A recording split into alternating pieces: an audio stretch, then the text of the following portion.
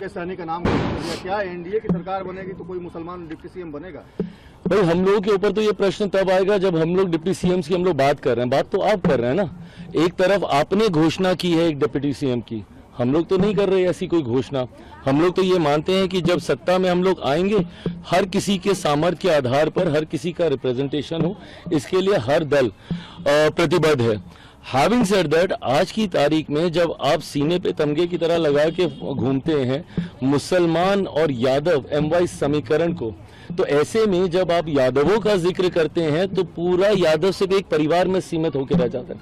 इनको अपने परिवार के बाहर कोई दूसरा सक्षम, कोई सामर्थ्यवादी, कोई इनको दूसरा, इनको यादव इनको नहीं दिखता है। अगर आदरणीय लालू जी जेल जाएंगे तो उनकी अर्धांगिनी बनेंगी, अगर वो उनका नहीं रहेगा कार्यकाल तो उनकी अगली पीढ़ी में उनके सुपुत्र ही बनेंगे। मतलब यादवों में और कोई नहीं है पूरे प्रदेश भर में। और जब मुसलमानों की बात करेंगे तो उनको तो वो रिप्रेजेंटेशन भी ये लोग नहीं देंगे, क्योंकि मुसलमानों को इनको सिर्फ वोट बैंक बना के रखना है। ये सवाल आपसे इसलिए पूछे जाते हैं क्योंकि आप एमवाई समीकरण की बात करते हैं। मेरे एमवाई समीकरण में सांप्रदायिकता और जातीयता नहीं है। मेरे एमवाई समीकरण में देश की नहीं दुनिया की आधी आबादी महिलाएं हैं, और वाई समीकरण में बिहार की नहीं हमारे देश की सबसे बड़ी आबादी युवा है। सर, बट इंडिया गठबंधन में भी तो माइनॉरिटी को उतनी सीटें नहीं मिली। आपकी पार्टी ने एक दी है, बीजेपी ने तो दी ही नहीं है, और जेडीयू ने 9 के लगभग शायद दिया है। प्रभु हमने कम से कम दी तो, क्योंकि इस गठबंधन के बारे में, एनडीए के बारे में कहा जाता है कि मुसलमान हम लोग को वोट नहीं करता, मुसलमान हम लोग के साथ, ये एक नैरेटिव सेड अनसेड वे में विपक्ष ने पूरी तरीके से स्थापित कर दिया कि मुसलमान हम लोग को वोट नहीं करता। उसके बावजूद, और अगर मेरे समर्पण पे अगर कोई उंगली उठाए तो 2005 आज से ठीक 20 साल पहले मेरे नेता, मेरे पिता आदरणीय रामविलास पासवान जी ने पूरी पार्टी समाप्त कर दी इस बात की घोषणा करते हुए कि कोई मुसलमान मुख्यमंत्री बने। उस वक्त कहां थे मुसलमानों को हितैषी, कहां थी राजद जैसी पार्टी? भाई सच्चर कमेटी की रिपोर्ट जब आई थी 2005-6 के आसपास, सच्चर कमेटी की रिपोर्ट से पहले कौन था? केंद्र की सरकार में लंबे समय तक कांग्रेस थी, बिहार में 15 साल तक राजद की सरकार थी। क्या क्यों है फिर मुसलमानों के हालात ऐसे?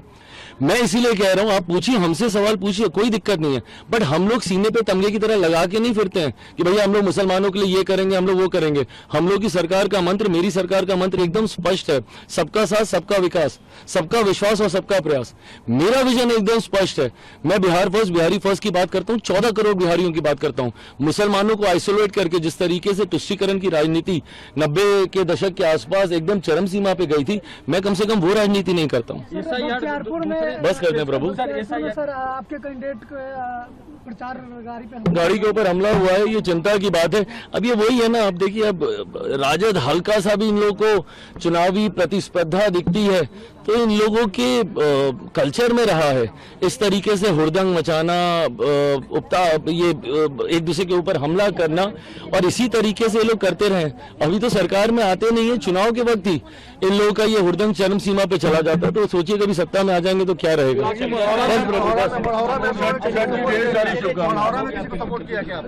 बरौड़ा में हाँ, हम लोगों ने अंकित का समर्थन हम लोगों ने किया है, प्रयासरत थे हम लोग। जिस तरीके से नामांकन को लेकर वहां पे चिंता हुई थी, पर पूरा एनडीए ने एकजुट होकर, पांचों दल ने, अंकित जो कि वहां से निर्दलीय प्रत्याशी हैं, उनका पूरे एनडीए ने समर्थन किया है। मैं मानता हूं कि एनडीए के पूरे समर्थन के साथ, और उनका अपना एक युवा, पढ़े लिखे युवा हैं, उनका भी एक अपना प्रभाव है। मैं ये मानता हूं कि